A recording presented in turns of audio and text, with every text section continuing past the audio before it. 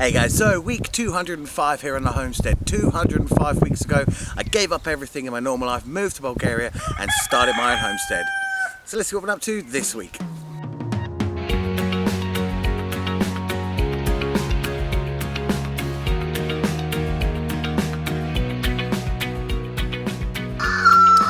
Well done guys, week 205 and it is go week. It is planting week. So for the last couple of weeks the temperatures have been below the average. I apologise for the wind, it's picked up this evening. So the temperatures were a good 10 degrees below average on the minimums and the maximums. So I had the suspicion that it was going to turn on a die, and it has. We've had temperatures hitting 20 degrees this week. Considering we were at -5s, -6s last week, it's a huge temperature difference. I'm even able to wear shorts this week, so I'm always happiest in shorts, and I'm back in the shorts this year. But it does mean I've had a lot to do around the homestead because it has been planting week, so I had to get fields tilled and seeds in the ground as quickly as possible. I've also started my chilies off. I've got a load of very cheap jalapenos that I've mass planted this morning, well not this morning, yesterday, outside. And I've also started off some specialty chilies that my wonderful mother gave me, and they are now in the incubator because the eggs that I'd previously got to this point, I suppose I'd left it a bit too long to get to them, and they'd cooled down to the point that it had sterilised them. So I was incubating eggs, but they've all failed. So I'm using the incubator at a very low setting just to germinate some Carolina Reaper, the world's hottest chili, and we've got some habanero in there as well. So thank you, Mum. And of course, this week, Slaves of the Basilisk is now out, so you can go and get yourselves a copy. I'll show you. I'll have a quick look at the book a little bit later on in this video. To everyone who's already bought a copy, it means a lot. Thank you so much. Both of you are superstars.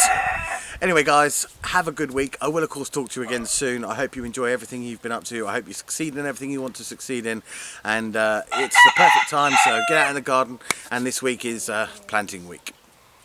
Hey guys, so starting on this side, what we have is down here in these furrows we have pumpkins. Those are bought seeds. They're supposed to be Halloween pumpkins. They had a picture of a traditional orange pumpkin with the face carved into it on the seed packet. So I've not grown these ones before. I always grow white or green pumpkins, so hopefully we're going to get some nice Halloween pumpkins out of there. Then moving over to this row and this row here, those are chilies, jalapenos, just bulk jalapeno seeds that I get cheap. So I stuff those in the ground and we'll see if they grow. Over here in these diagonal lines we have peas, and at the back there where those sticks are we have peas spaced very cautiously or purposefully with the sticks as support. So each one of those sticks now has a pea growing underneath it, and we're going to see whether the random planting in these rows or the purposeful with a stick planting produces peas better. Then of course just at the back there we've got the garlic. Hey guys, so starting on this side, these rows have nothing in at the moment. Those are going to be planted with potatoes, but later on. So I'm staggering the start of the potatoes so that I stagger the potato harvest as well. This row, going down there, that has sunflowers in it. It's from the biggest sunflower head I grew last year, and it has all the seeds that I managed to save after all of that bird damage. Then in these three rows on the side here, what I've done is planted these three rows out differently.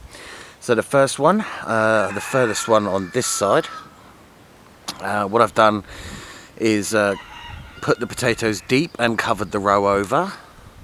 Then on this one, with the wood chip on top. The potatoes are actually on top of the row when they've just been covered with mulch. I've seen this technique done before on YouTube and stuff, and I'll see if it works and see if we get lots of potatoes out of it. And then this third row here, I've planted them in the normal way, just by trenching out the middle of the row. So you take the row, you run a tool up the middle of it, put the potatoes in, and then cover them back over. So that's the 3 different techniques I've used to grow potatoes. Right at the back there, I've got a random planting of squash seeds saved from last year. Hey guys, so 2 years ago this field was a barn, a very badly damaged barn. It had to come down, so it came down, and now it is a field. Last year I grew sunflowers and a multitude of stuff that you guys suggested along here. But one of the problems that this field suffers from is it's so far from the house, it's actually the most inconvenient to water. And the hoses I had last year meant I could only really water this sort of corner here before I ran out of hose length. Now obviously I could have gone and bought some new hoses and I could have done a better job watering. But instead what I've done this year is I've done some water retention method in this back left corner. And for the rest of it, I've just planted corn. Corn seems to be one of the crops that is least water intensive. It doesn't seem to need much more water than it gets from the rain. And the farmer's corn around here grows by itself perfectly well without ever being watered. So this was kind of a plant it and forget it crop. What I've done, each of these little divots, there's a row of them in every single row. So what I do is just take my hand like that and push it into the ground and drop a corn kernel and then pull my hand out. It leaves those little divots which should help catch water as well as provide the correct planting depth for the corn. So this entire field this year is corn, and we'll see how much we produce. It doesn't look like a huge field on camera, but it's pretty big. It's about the same size as my garden at home. Back in the UK, the entire garden. But yeah, so one field of corn, plant it and forget it. Well, that's the plan. We might have to give it some water at some of the high points of the summer, but we'll see. Anyway guys, that's the planting for this year. I've still got potatoes to do in a couple of weeks and chilies as they start germinating, but the majority of it I've already finished in less than 1 week here on the homestead. Well guys, this week we had to build a little quarantine up for the little white chick here. I don't know if you can see, but her left leg has been pretty badly damaged. She's just getting the use of it back now. So basically I was out here and she was swooped by a big chicken eagle. I assume it's a chicken eagle because it attacks chickens. And it took out a big chunk just above. Yeah, you see there she's struggling to stand on her left leg. Took out a big chunk. It's covered by feathers and it seems to be healing perfectly well. But chickens are pretty merciless to each other, so what I did was just cover the ends of this lean-to with chicken wire so that I could isolate her from the others. She's got a little box in there to sleep in. She's been in there for about 4 or 5 days now. She's doing fine, and she seems to be regaining some use. Yeah, it's not perfect, but she is regaining use on that left leg of hers. Probably another week or two, and then she'll be back with the rest of these guys out and about, running around, getting swooped by chicken eagles. Well guys, this tool has had a huge workout this week. This is my tiller. So these wheels, they come off and they get replaced with these blades. Then this little 7 horsepower engine, nice and powerful, turns those, and that's what actually tills up through the ground. Those blades chopping and smushing and ploughing and turning the soil ready for planting. I know that there are no-till methods, but for me this is the easiest thing to do at the moment. And I will look at experimenting with no-till perhaps next year. We'll see how the pumpkin harvest goes this year. And right here we have behind it all of the garlic. I don't know if you can see, but they're doing very well. Hey guys, so spring really is here this week. The temperature's doing amazingly, and as you can see, we've got the first leaves sprouting. This is on a cherry tree, so these are just the little precursor leaves. They come out, they're going to get much bigger from all of these buds, and then in a couple of weeks we should have some blossom on here as well. But this is definitely one of the first signs of a proper spring being here now. Hey guys, so here she is, Slaves of the Basilisk, hot off the printing press and available for purchase now. My second book, released just under a year after my first book, Sophie, which is of course still available and a very good read, especially if you're thinking about picking yourself up a copy of this. Although this isn't a complete sequel to Sophie, it does contain spoilers for Sophie. They go through some of the history, and in that there are spoilers for the first book. But yeah, as you can see, the printing quality is fantastic. The artwork turned out lovely. Everything lines up.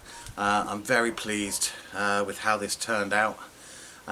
We've got some we've got spoiler warnings in here and dedications. So this book is dedicated to my mother, because she didn't just give me life but also helped to make it one worth living.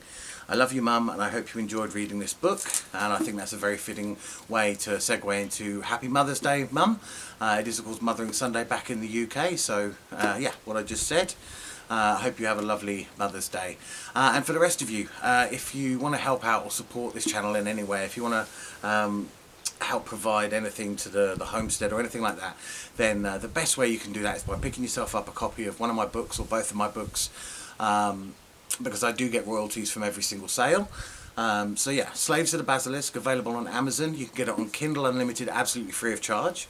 If you've got Kindle, then it's only a £5. A paperback version is £10 and a hardback version is £15. I actually earn the biggest royalty from the Kindle sale, because the least printing cost of the book. So if you want to get yourself a Kindle copy, that would be great. But I do recommend the hardback because it looks absolutely wonderful, and I like the hardback book. The paperback is probably the easiest for an everyday reader. And do read it, and anyone who does read it, let me know what you think. As I said in a previous video, I'd liken it to Brave New World, the Society within Demolition Man as well, with some Asimov thrown in. But yeah, so Slaves of the Basilisk, available now at Amazon. Go check it out. Let me know what you think, and yeah, that's it for this week. I will of course talk to you again soon. Happy Mother's Day.